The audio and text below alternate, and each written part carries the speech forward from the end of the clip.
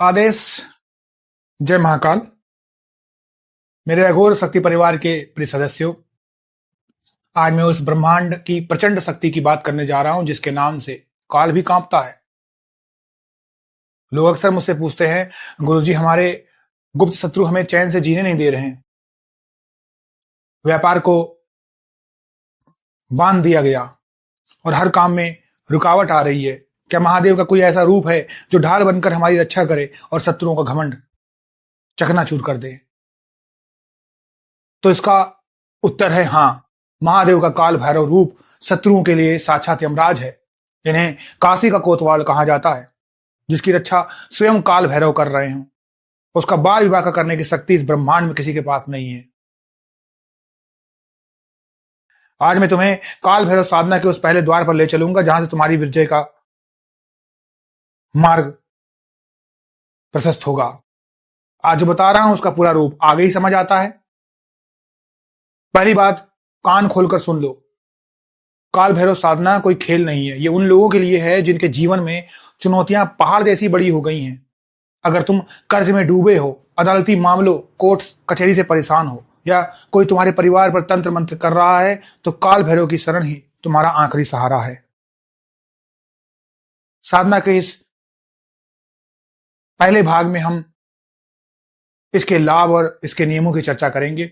इस साधना को करने से न केवल तुम्हारे बाहरी शत्रु शांत होंगे, बल्कि तुम्हारे भीतर का डर और आलस भी जलकर राख हो जाएगा। काल भैरव की कृपा से साधक के चेहरे पर वो तेज आता है कि अपराधी भी उसके सामने आंख नहीं मिला पाता। लेकिन बेटा, इस शक्ति को पाने के लिए अनुशासन की अग्नि में तपना पड़ता है। काल भैरव न्याय के देवता हैं। अगर तुम किसी निर्दोष का बुरा करने के लिए यह साधना करोगे तो याद रखना, उनकी लाठी बहुत बेआवाज और भारी होती है। यह साधना केवल आत्मरक्षा और धर्म की स्थापना के लिए है। नियम बहुत कड़े हैं। सात्विक जीवन, जमीन पर सोना और अपनी वाणी पर पूरा नियंत्रण।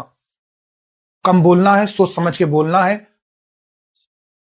और एक बात, यहां लोग सबसे बड़ी भूल करते हैं, क्योंकि असली तरीका जो है वो आपको आगे ही समझ आता है, इसलिए पूरा वीडियो देखिएगा। यहां लोग सबसे बड़ी भूल ये करते हैं कि वे काल भैरव को केवल एक क्रोधी देवता मान लेते हैं। देखो बेटा, वो पिता की तरीके से आपके रक्षक हैं। इस साधना में तुम्हें अपनी मानसिक गंदगी को सबसे पहले त्यागना होगा। जब तुम रात के सन्नाटे में उनके सामने दीपक जलाते हो, तो वो केवल तेल नहीं जलता, वो तुम्हारे कर्मों का कालापन भी जलता है। साधना शुरू करने से पहले तुम्हें अपनी तैयारी पूरी करनी होगी। शरीर शुद्ध होना चाहिए और मन में दृढ़ संकल्प होना चाहिए। बहुत से लोग लालच में आकर साधना शुरू तो कर देते हैं, लेकिन टिक वही पाता है जिसके भीतर गुरु के प्रति अटूट विश्वास हो। इस साधना से तुम्हें वो सब कुछ मिल सकता है जिसकी तुम कल्पना करते हो। अटूट धन, अटूट सुरक्षा और समाज में वो पद जो तुमने कभी सपनों में देखा था। काल भैरव की उंगली पकड़ ली तो फिर तुम्हें किसी और के सामने हाथ फैलाने की जरूरत नहीं पड़ेगी। इसे एक साधारण उदाहरण से समझो। जैसे जंगल में जब शेर दहाड़ता है, तो छोटे मोटे गीदड़ और शिकारी अपने आप रास्ता बदल लेते हैं। काल भैरव का साधक उस शेर की तरीके से होता है। उसके आसपास की नकारात्मक शक्तियां और शत्रु उसकी उपस्थिति मात्र से ही भयभीत होकर दूर भाग जाते हैं। तुम्हें बस उस शेर को अपने भीतर जगाना है। आज जो बताया वो सिर्फ संकेत है। समझने वाले यहां नहीं रुकते।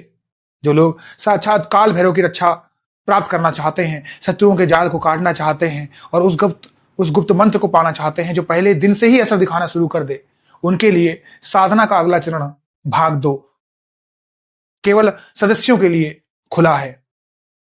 वहां हमने वह विशेष विधान और भोग साझा किया है जो भगवान भैरव की उपस्थिति को अनिवार्य बना दे।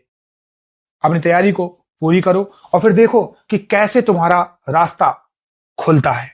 निर्णय तुम्हारा है। आदेश, आदेश, आदेश। जय महाकाल।